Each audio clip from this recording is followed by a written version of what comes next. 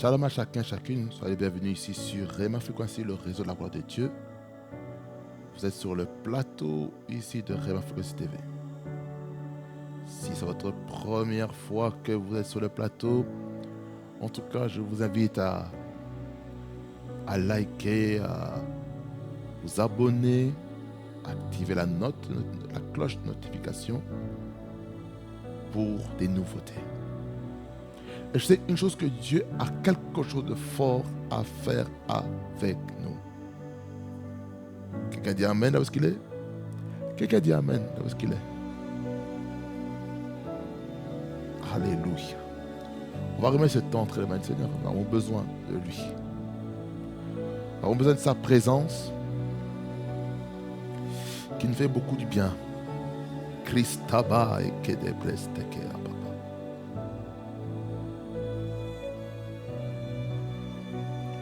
Tu n'échoues jamais,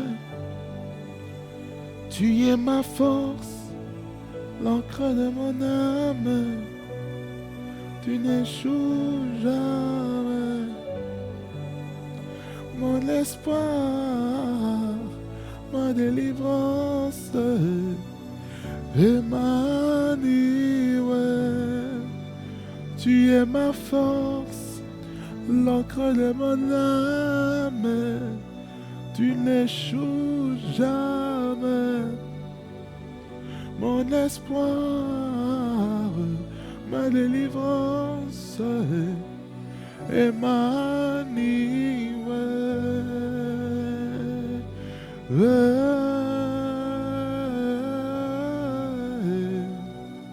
Emmanuel. Crestaba,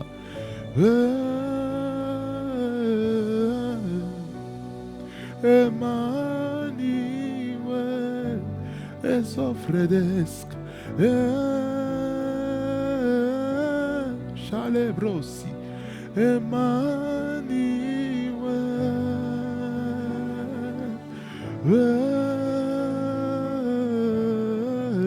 Shikrebos. Mana kataye de brosta kababaskate. Repababaskanta kuroboskente kereboboskente kababaska. Seigneur, merci Seigneur pour ton règne, ta présence. Merci pour ce que tu es, merci pour ce que tu fais, que tu réalises dans nos vies. Le Dieu des esprits des prophètes, le Dieu qui ne change pas. Le Dieu qui est le même hier, aujourd'hui, éternellement, car la preuve se trouve dans le miracle. Voilà pourquoi, Seigneur Jésus-Christ, je déclare que tu es Seigneur. Et il n'y a point d'autre Dieu comme toi, au nom puissant de Jésus-Christ. Mama mayedo robo kloste rebababa sendere broste keba krus tu begel stakaba.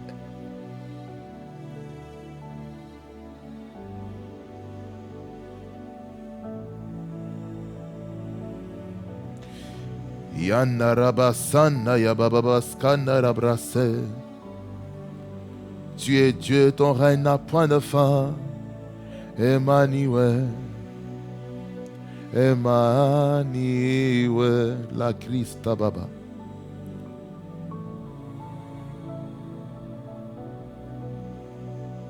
Emmanuel, la Christo Brey.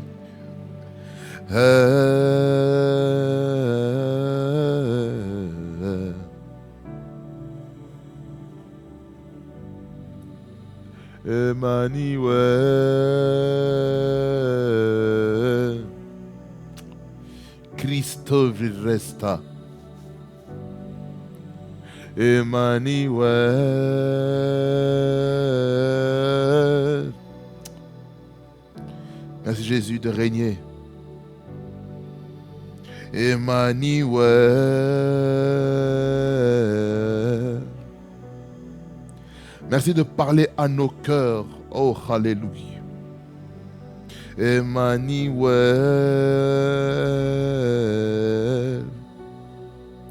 Merci de rendre captifs nos raisonnements à toi, Jésus. Emmanuel, afin qu'on écoute ta parole en bonne et due forme. Emmanuel,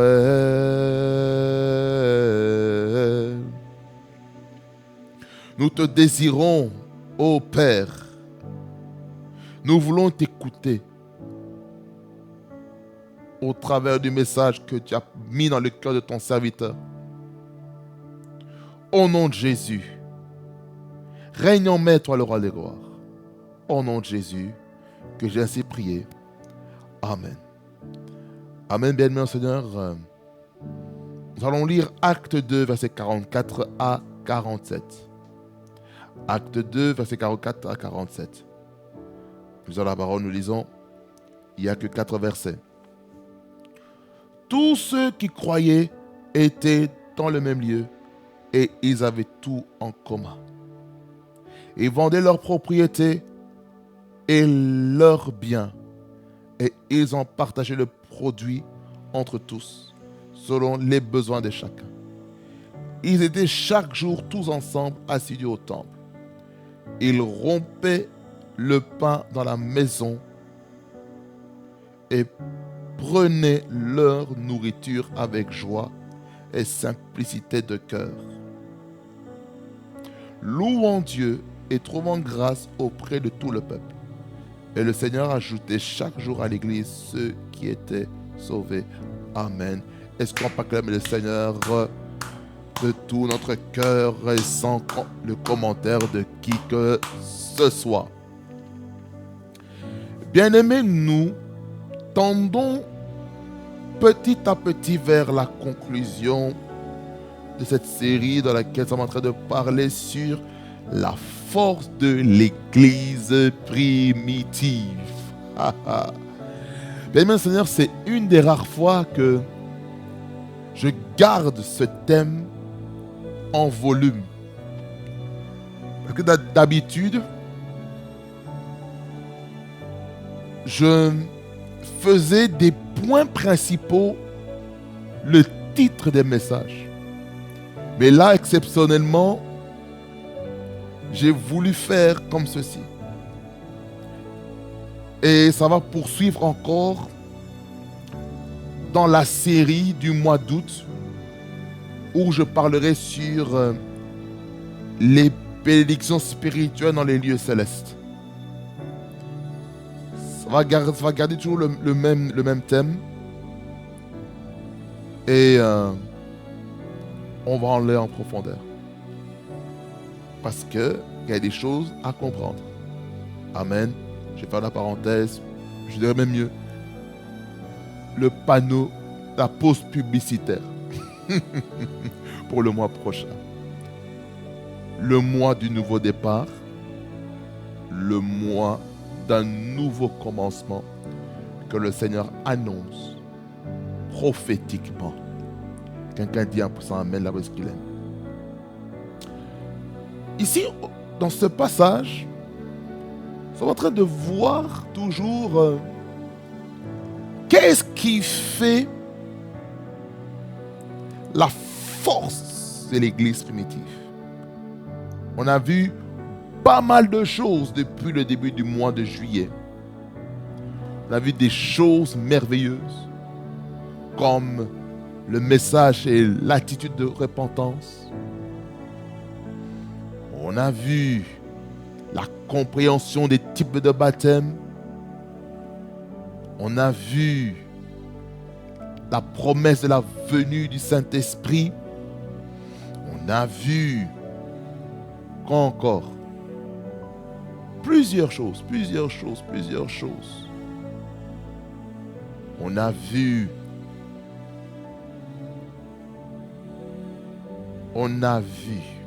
plusieurs choses.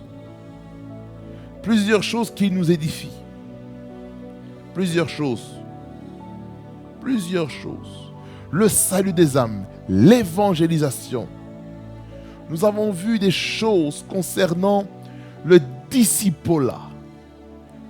On a vu des choses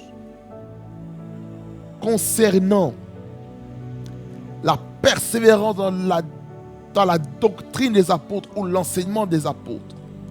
On a vu l'importance de la prière. On a vu l'importance de la Sainte Seine, de l'attitude qu'il fallait avoir face à la Sainte Seine. On a vu la communion fraternelle, les comportements qu'il fallait avoir. On a pu comprendre aussi, dans le volet précédent, sur la démonstration des signes et des prodiges. Les prières qui étaient aussi importantes pour les serviteurs et les servants de Dieu.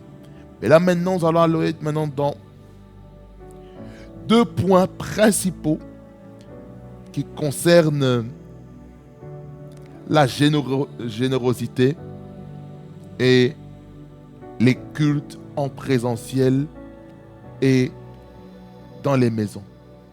Mais je vais plutôt rester dans le mot présentiel.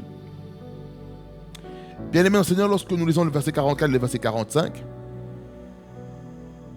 nous sommes en train de voir que l'Église, les chrétiens étaient ensemble, dans un même lieu. Ils étaient ensemble et ils avaient tout en commun. Ça veut dire par là que l'Église primitive ne se focalisait pas sur eux-mêmes, mais ils avaient un focus sur son frère et sa sœur en Christ. Et là, nous voyons quelque chose de très important dans la générosité ou la libéralité. On voit ici que les chrétiens étaient soudés, solidaires dans l'Église. La solidarité dans l'Église est très importante. Ça veut dire ceci: quand un frère ou une sœur en Christ est en train de souffrir, il ne faut pas être content, il ne faut pas se réjouir du malheur des autres. Parce que la souffrance de ton frère et de ta sœur en Christ, c'est ta souffrance. Maintenant, si je me fais mal à mon doigt, déjà quand je touche comme ça, je sens déjà la douleur. Pourquoi? Parce que la douleur est en train d'envoyer un signal à mon cerveau disant: attention, il y a un mouvement anormal qui se passe au niveau de ce doigt. Qu'est-ce que je dois faire pour que la douleur s'arrête? J'enlève mon doigt, j'enlève la pression. Vous voyez, jusqu'à maintenant, j'ai encore mal, malgré que j'ai enlevé la pression. Maintenant, il faut le temps pour que la douleur disparaisse. C'est pour montrer un exemple. Quand maintenant une personne se foule la cheville, se casse un os du corps, tout le corps le sent. Il y a un déséquilibre quelque part. Quand il y a des organes à l'intérieur qu'on ne voit pas, qui sont endommagés, ça handicape le corps. C'est pour dire que le malheur de ton frère ou ta soeur, ou le malheur d'un serviteur ou d'une servante de Dieu, doit te concerner. Tu ne peux pas dire que tu es enfant de Dieu et que tout ce qui se passe autour du corps de Christ, tu ne te sens pas concerné. C'est important, bien aimé Seigneur. Il ne faut pas se dire: oh non, moi, je m'en fous de ce qui se passe dans la vie de mon frère, de ma soeur en Christ. Ah bon? Ça veut dire par là quoi? Tu n'as pas l'amour. Un vrai chrétien est celui qui aime son prochain, est celui qui se soucie des malheurs de son frère. Lorsqu'il est endeuillé, il faut l'appeler pour savoir comment il va. Est-ce qu'il a besoin de quelque chose? Est-ce qu'il a besoin qu'on vienne le rendre visite? Est-ce qu'il a besoin que on prie pour lui? Vous voyez, c'est important pour un enfant de Dieu de se soucier de son prochain. Parce que lorsque nous lisons 1 Corinthiens chapitre 12,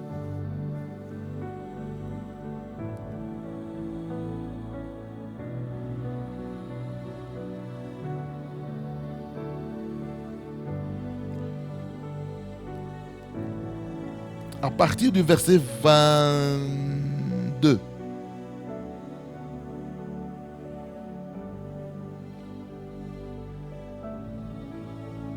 jusqu'au verset 26. Mais le zoom, ce sera le verset 26. Et il dit ceci.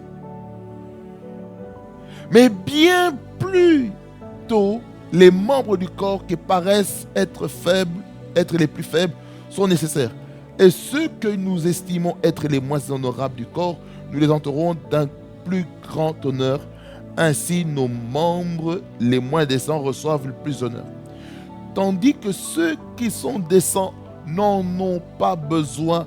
Dieu a disposé le corps de manière à donner plus d'honneur à ceux qui en manquaient, afin qu'il n'y ait pas de division dans le corps, mais que les membres aient également soin les uns des autres. Voyez ici l'importance de prendre soin les uns des autres, parce qu'ils sont membres du corps de Christ. Quelqu'un dit un puissant amen. Le verset 26 dit ceci. Et si un membre souffre, tous les membres souffrent avec lui. Si un membre est honoré, tous les membres se réjouissent avec lui. Qu'est-ce que le verset 26 veut nous dire ici? Il veut nous dire ceci. Quand un membre de l'Église, quand un membre du corps de Christ est en train de souffrir, nous ne devons pas nous réjouir de la souffrance de notre frère, de nos sœurs. Par exemple, oh my God, les frères et sœurs chrétiens de la bande de Gaza, d'Israël, avec ces guerres qu'il y a entre Israël et la bande de Gaza, avec la Palestine, l'Iran, qui réclame la souveraineté, là c'est la géopolitique. Dans ces deux pays-là, Israël et la bande de Gaza, il y a des chrétiens. Vous pensez que moi je vais me réjouir qu'il y ait des enfants qui meurent? Des enfants des chrétiens? Vous pensez que je vais me réjouir qu'en Israël, qu'il y ait des chrétiens qui meurent à cause des bombardements des militaires? Non. Pourquoi? Parce que je suis membre du corps de Christ. Si eux, ils souffrent, moi aussi je souffre. Si en RDC, mon pays d'origine, le corps du Christ de la République démocratique du Congo est endeuillé suite à la perte d'un des patriarches dans la foi, mais je suis touché. Même si je suis ici en Europe, je suis touché. Parce que ce qui se passe dans mon pays d'origine, dans le monde chrétien, me concerne. S'il y a quelque chose qui se passe au Nigeria, au nord du Nigeria, qu'on tue les chrétiens, parce que le nord du Nigeria, c'est une zone musulmane. Si on tue les chrétiens au nord du Nigeria, je suis concerné. Pourquoi? Parce qu'on a tué mon frère et ma soeur en Christ, que je ne connais peut-être pas, mais que je suis uni d'esprit, uni de corps. Voilà pourquoi nous devons prendre soin des uns des autres. C'est ça que le verset 27 dit, vous êtes le corps de Christ et vous êtes ses membres, chacun pour sa part. Voyez bien, mon Seigneur. Voilà pourquoi il est important. Il est important, frères et sœurs. Il est important, frères et sœurs, de ne pas avoir des mauvais sentiments pour son frère et sa sœur en Christ. C'est important, bien évidemment, Seigneur. C'est important. C'est pourquoi je crois que Dieu est en train d'amener un réveil d'amour dans l'Église. Il y a un réveil de l'amour qui est répandu. Et cet amour qui est en train de se réveiller dans l'Église est en train de renforcer l'Église. Parce que l'église finitive est en train de s'affaiblir. Mais lorsque maintenant, oh, elle était faible. Mais Dieu est en train de la fortifier par un vent maintenant de l'amour qui est en train de souffler dans les églises. Des églises, des dénominations qui ne s'entendaient pas. Les serviteurs de Dieu qui ne s'entendaient pas auparavant. Aujourd'hui, Dieu a permis maintenant qu'ils s'entendent. Grâce à quoi? La prière. Ça, c'est un des éléments. La deuxième chose, il a fallu qu'une personne meure de très important dans mon pays d'origine. Le mois dernier, le mois de juin de l'année dernière, le corps de Christ a été secoué. Et cette servante est partie rejoindre le Seigneur et nous rendons gloire à Dieu pour sa vie, qui a touché nos vies. Je parle de Maman Blanche Tounassi, qui est partie rejoindre le Seigneur. Et cette mort-là n'a pas été seulement un deuil de l'Église, la compassion et des communautés chrétiennes, mais ça a été le deuil du corps de Christ. Pratiquement toutes les dénominations, en tout cas protestantes, évangéliques, pentecôtistes, prophétiques et apostoliques, se sont rassemblées des 4 coins du monde. Europe, Afrique, Amérique, États-Unis, Canada, d'autres nations. Ils sont venus pour rendre le dernier hommage à cette servante de Dieu qui est partie rejoindre le Seigneur. Elle a fait son temps. Elle a servi au dessein de Dieu. Et Dieu a jugé bon qu'elle retourne auprès du Père. Ce décès-là m'a secoué comme pas possible. Jusqu'à aujourd'hui, certaines personnes n'ont pas encore récupéré de ce deuil. C'est pourquoi je prie pour toutes les personnes qui sont encore endeuillées par rapport à la perte de Maman Blanche. Que le Seigneur vous donne la force. Vous donne la force de passer au-delà des réalités qui peuvent se passer. Je ferme la parenthèse. Tout ça pour vous dire quoi? Que lorsque nous sommes le corps de Christ, nous devons être unis. Nous devons avoir tout en commun. Quand on parle tout en commun, c'est avoir une même pensée, une même vision. C'est des mêmes aspirations dans le christianisme, dans les choses de Dieu. Malgré les différences au niveau du ministère, du service, on est différents, mais on est unis pour la cause de l'évangile, pour la cause du nom de Jésus-Christ. C'est ce que nous devons comprendre. Quand on est unis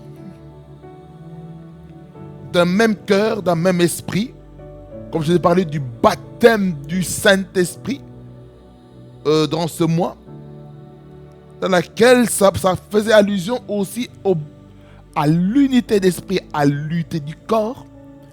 Maintenant, il sera facile, en principe, sauf si il y a des épreuves dans les finances, dans l'économie qui empêchent maintenant d'être généreux, d'être libéral, d'offrir de libéralité dans l'église, que ce soit par les dîmes, les offrandes, l'action de grâce, tout ce qu'on veut. Le verset 45 dit, ils vendaient, dans le texte de base, ils vendaient leurs propriétés et leurs biens et ils en partageaient le produit entre tous selon les besoins de chacun. Ça veut dire par là quoi?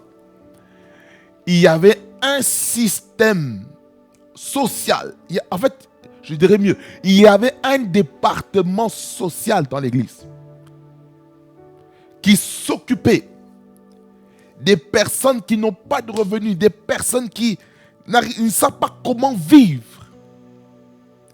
Cette église-là, vous pouvez se dire, moi qui ai quelque chose, j'ai peut-être un champ. On va dire ici, on parle de leur propriété et leurs biens. On fait allusion à l'ère agricole, peut-être la vente de terrain, peut-être, ou peut-être la vente peut-être de leurs bœufs. Et à travers cela, ils avaient l'argent. Ils pouvaient maintenant faire du bien à quelqu'un. Ça veut dire par là quoi? Un enfant de Dieu doit savoir aussi faire du bien à un frère ou une sœur, financièrement. Peut-être le pasteur ne pense peut-être pas. Mais toi, frère, mon frère, ma sœur en Christ, tu vois que telle personne marche tout le temps à pied, de chez lui jusqu'à l'église.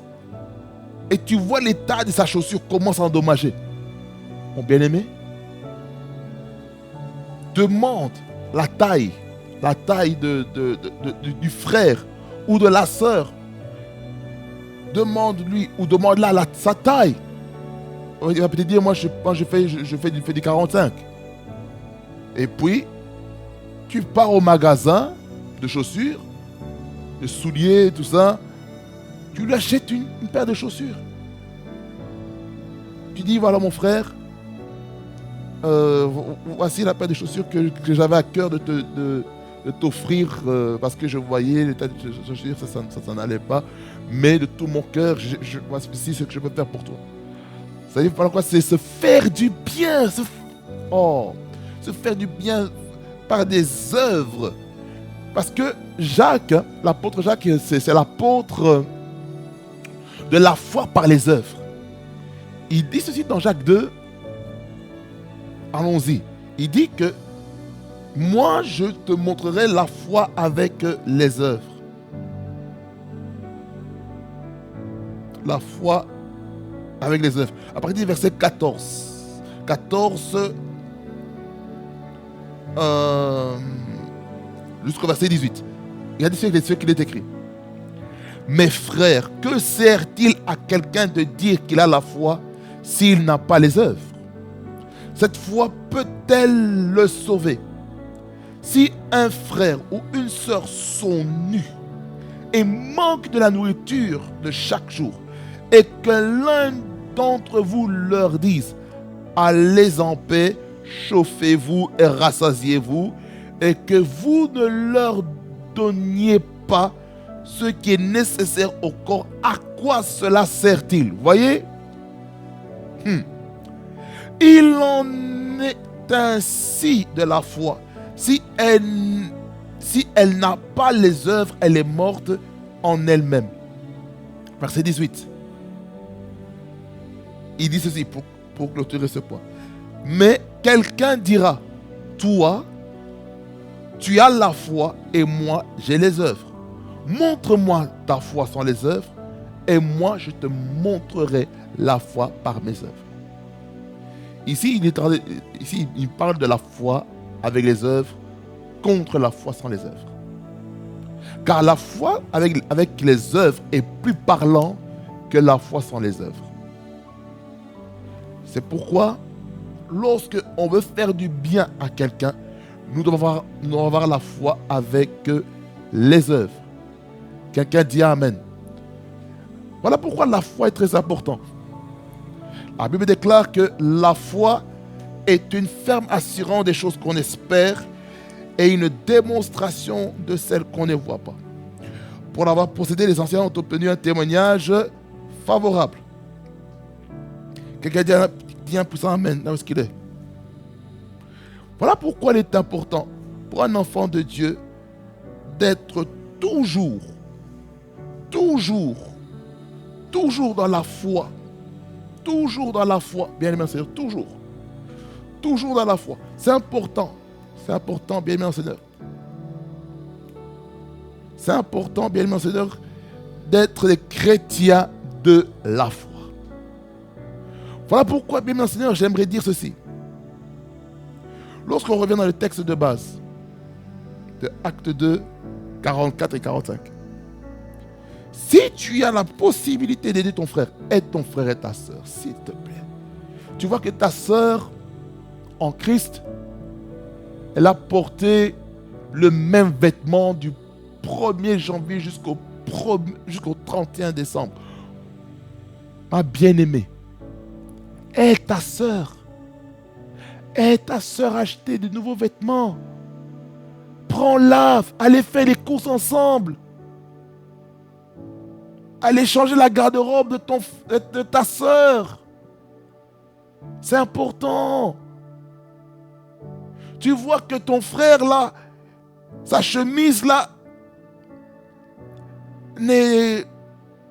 sa chemise est sale. Tu vois qu'il porte la même chemise du 1er au 30. Mais prends sa taille, ou soit prends-le pour aller faire des courses. Change sa garde-robe. Aide-le. Parce que lorsque tu verras ton frère s'habiller différemment, tu rendras grâce à Dieu parce que tu as manifesté la foi avec les œuvres en aidant ton frère en Christ. C'est ça que l'Église a besoin. Nous avons besoin de nous entraider. Il ne faut pas dire, oh non, je n'ai pas besoin d'aider mon frère et ma soeur en Christ qui se débrouillent, qui se démerdent. Pardon? C'est criminel. C'est criminel de dire, oh non, moi, je n'ai pas besoin de l'aider. Genèse 4. Regardez ce qui est écrit avec Caïn et Abel.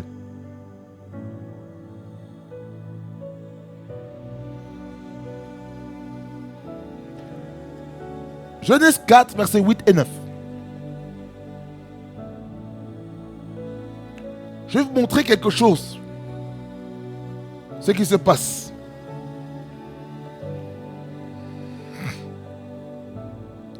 La Bible dit, cependant Abel adressa la parole à son frère Abel.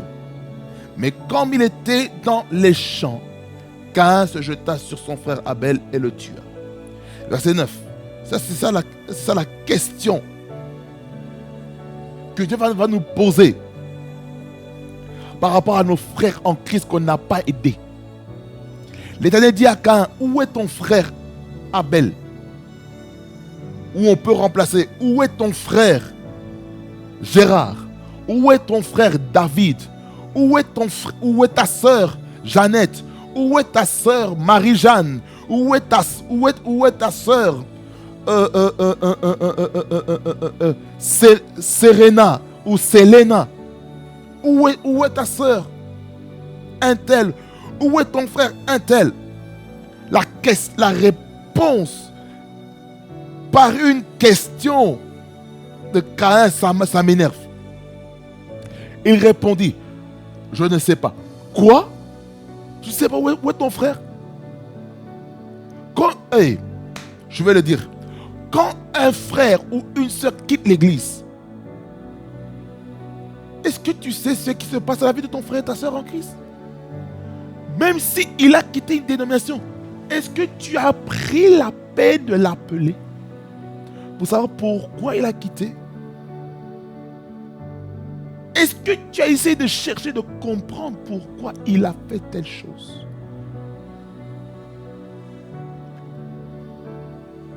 Est-ce que tu as pu discerner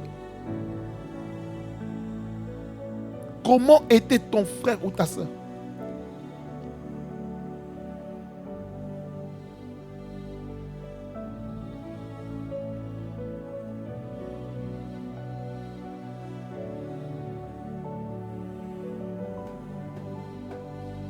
Il faut.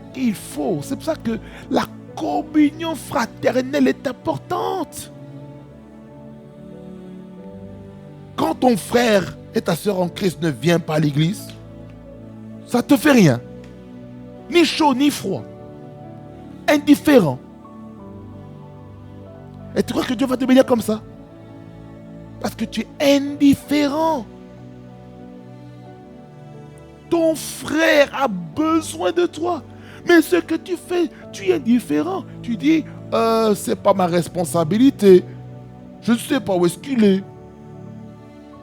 Je ne sais même pas s'il a disparu. Je ne sais pas s'il est mort. Moi, je m'en fiche de lui. Et devant Jésus-Christ, tu dis ça. Tu n'as pas l'amour. Tu n'as pas l'amour. Tu risques de rater l'enlèvement. Tu risques d'aller dans les temps de feu, de soufre. Parce que tu n'aimes pas ton frère. Tu ne te soucies pas de ton frère en Christ. Non seulement en Christ, je vais même aller dans la famille biologique. Tu ne te soucies pas. Tu ne sais pas comment ton frère vit. Tu ne sais pas comment ta soeur vit. Tu ne sais pas comment ton père ou ta mère vit. Tu ne sais pas comment tes neveux, tes nièces vivent. C'est criminel. Il faut que tu prennes des nouvelles. Il faut prendre des nouvelles. Même si peut-être tu ne vas pas les rendre visite, mais quand même, ne fût-ce qu'appeler pour savoir comment il va, comment elle se porte.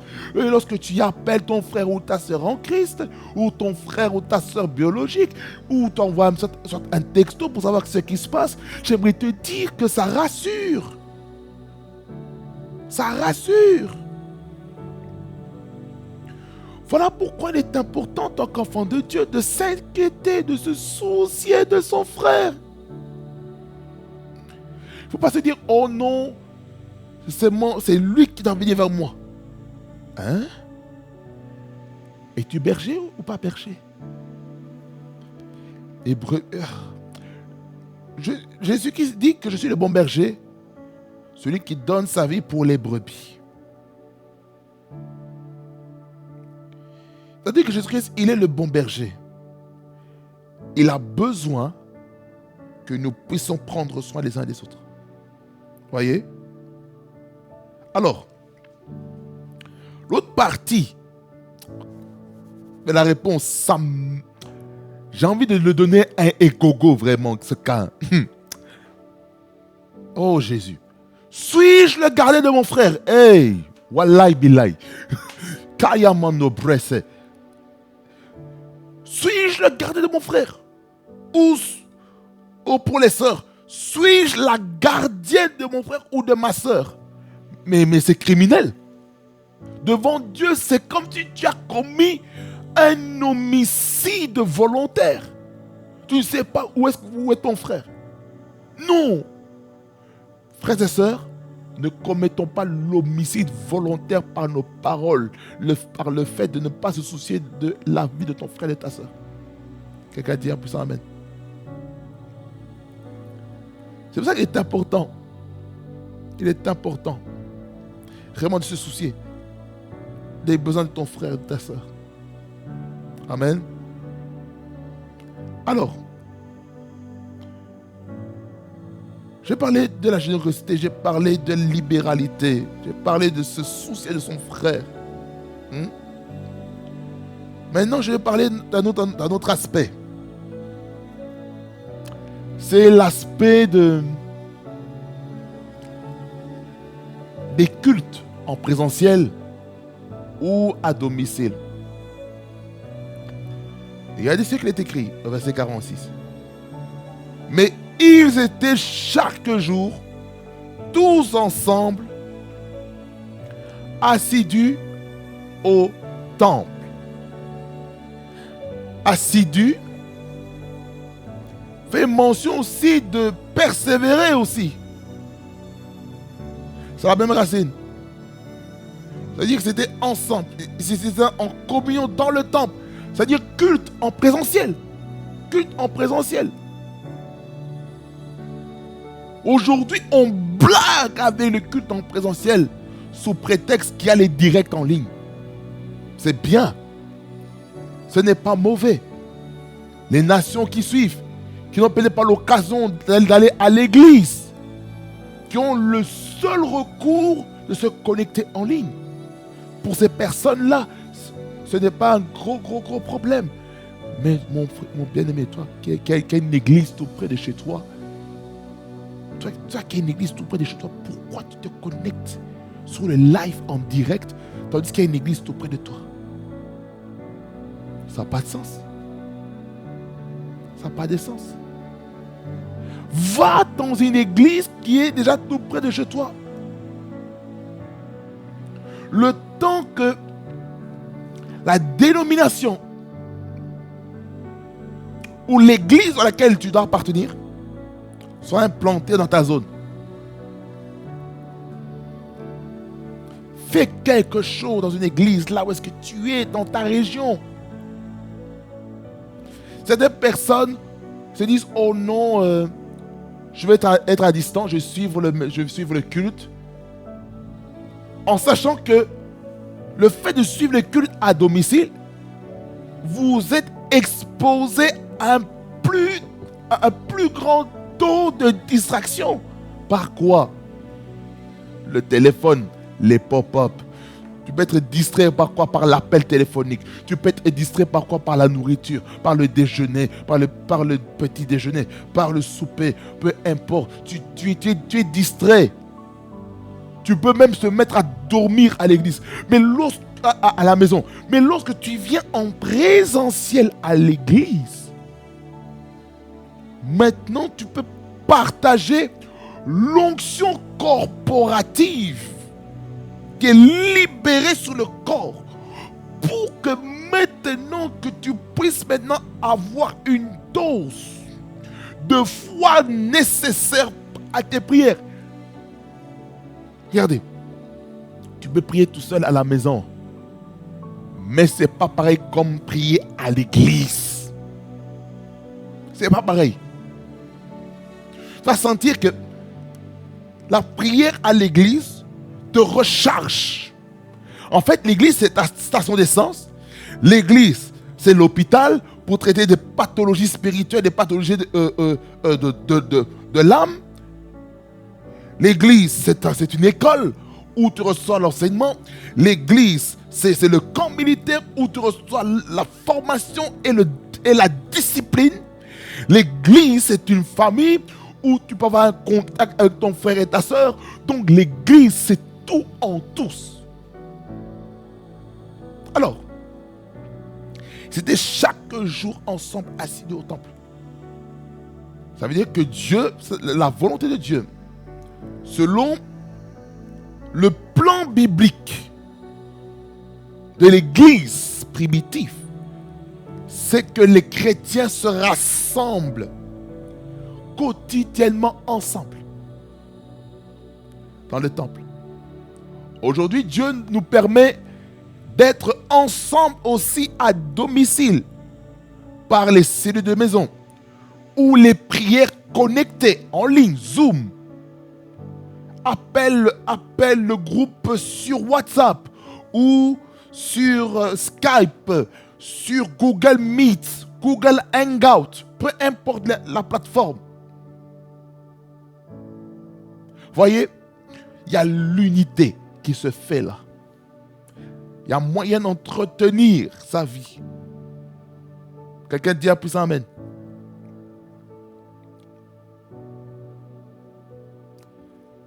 Il dit quoi encore, verset 46? Il rompait le pain dans les maisons. Ici, là, on parle de quoi ici? Les cellules de maison.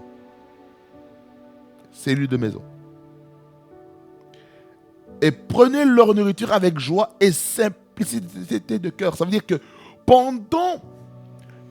après la cellule de maison, ils mangent dans la joie et simplicité de cœur. C'est ça le plan de Dieu. Que les églises aient des cellules de maison qui permettront de continuer l'enseignement. Il faut des cellules de maison. Et que cela se fasse avec joie et simplicité de cœur. Ça veut dire quoi? L'humilité. L'humilité, la joie fortifie l'église. L'amour fortifie l'église. Verset 47, louons Dieu et trouvant grâce auprès de tout le peuple. Et le Seigneur ajouta, ajouter chaque jour à l'église ceux qui étaient sauvés.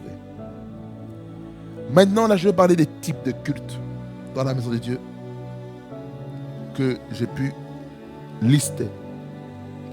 Dans Acte 2, 47, on nous parle ici du culte de louange et d'adoration. La louange, c'est exprimer la grandeur de Dieu. Car Dieu siège au milieu de la louange de son peuple, comme nous dit les Saintes Écritures. L'adoration, en tout cas, c'est un moment où on exprime la sainteté de Dieu. Et Dieu recherche des vrais adorateurs qui vont adorer le Père en esprit et en vérité. Jean, chapitre 4, le verset 23 et le verset 24. 23 et 24 qui dit, le verset 24 qui dit, Dieu est esprit et il faut que ceux qui l'adorent, l'adorent en esprit et en vérité. L'adoration. L'adoration aussi, on adore aussi avec ses finances. On adore Dieu en levant nos mains, en nous prosternant, en nous mettant à genoux. Il y a plusieurs expressions de l'adoration. L'adoration, on parle vraiment de la sainteté de Dieu. On parle de Dieu, de Jésus, le Saint-Esprit. On doit sentir ça dans les contenus des paroles des chants. Amen. Premier type de culte ou de réunion dans la maison de Dieu. La deuxième, c'est la prière et l'intercession selon Acte 3, verset 1er, qui dit « Pierre et Jean montaient ensemble au temple à l'heure de la prière, c'était la 9e heure. » Donc ça veut dire par là quoi? Ils allaient à l'église, au temple. Le temple, pour nous, les chrétiens, c'est l'église. Ça veut dire que dans le passage ici, dans le contexte, ils allaient à la prière, mais ils avaient vu un homme boiteux de naissance, qui était où? À la porte appelée la Belle. Et puis là, cet homme entend la voix de l'apôtre Pierre et de Jean en train de dire regarde-nous. Et puis il dit, il avait une expectative de recevoir de l'argent.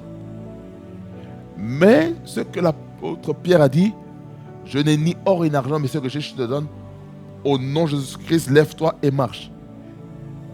Il a tenu la main, il a soulevé. Qu'est-ce qui s'est passé? Ses jambes se sont affermies, il a commencé à marcher. Miracle. Miracle. Miracle. Prodige. Ça, c'est un miracle qu'il a eu. Parce que la médecine l'avait condamné à être un boiteux. Mais quand il s'est relevé, il est entré dans le lieu de prière pour louer et adorer le Seigneur pour ce qu'il a fait. Action de grâce pendant le temps de prière. Voyez? La prière et l'intercession. C'est important. La troisième chose, troisième type de réunion, c'est l'étude biblique. Acte 2, 47, et puis on va aller dans Acte 5, verset 42. Acte 2, 47.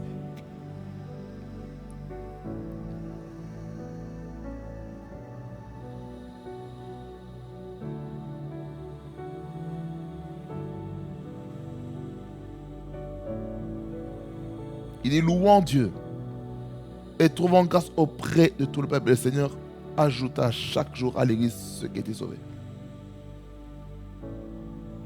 L'étude biblique. L'étude biblique.